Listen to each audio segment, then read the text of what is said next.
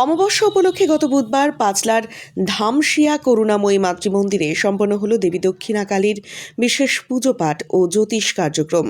একাধিক পুরস্কারে ভূষিত জ্যোতিষ সোমনাথ ঘোষালের পিতা ঈশ্বর রণজিৎ ঘোষালের হাত ধরে প্রতিষ্ঠা হয়েছিল এই করুণাময়ী মাতৃমন্দির।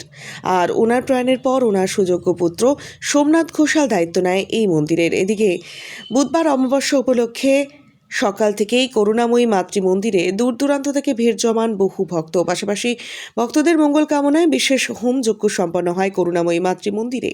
মন্দিরে আসা সকল ভক্তবৃন্দের জন্য বিশেষ ভোগের আয়োজন করে করুণাময়ী মাতৃমন্দির কর্তৃপক্ষ।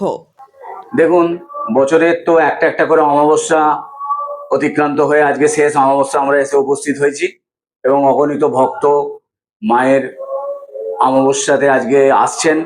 আমি একটা কথাই বলবো যে মা করুণাময়ী, তোমার আশীর্বাদে সারা বছরটা যেমন ভালোভাবে কেটে আমরা আজকে চৈত্র মাসের অমাবস্যা আসতে পেরেছি, এরকম আগামী বছর যে আসছে সবাইয়ের যেন শুভ হয়, মঙ্গল হয়, তোমার আশীর্বাদে মানুষ যেন সবাই ভালো থাকে, এই কামনা নিয়েই আজকের হোম যজ্ঞ পুজো পাঠ সবই অনুষ্ঠিত হচ্ছে। দেখুন, আজকে জ্যোতিষ কার্যাদি প্রত্যেক অমাবস্যাতেই আমার যে বিভিন্ন দশমহাবিদ্যার কাজ হয়, সেরকম আজকেও দশমহাবিদ্যা, মহামৃত্যুঞ্জয়, নবগ্রহর কাজ চলছে।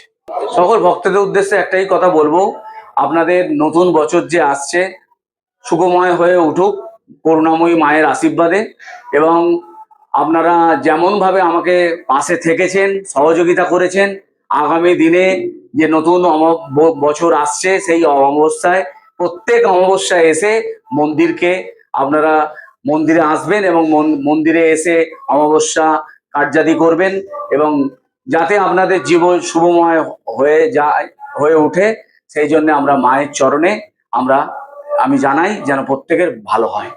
বিভিন্ন অমাবস্যায় বিভিন্ন রকম ভোগের ব্যবস্থা করি, সিজনাল যেসব আনাজ ওঠে তারই ভোগ করি। আমার খাওয়াতে মানুষকে খুব ভালো লাগে, আমি খাওয়াচ্ছি এ কথা আমি বলবো না কোনোদিনই, মায়ের আশীর্বাদই সব হয়। আজকেও আপনারা দেখেছেন ভোগ প্রসাদ গ্রহণ করেছেন অনেকে।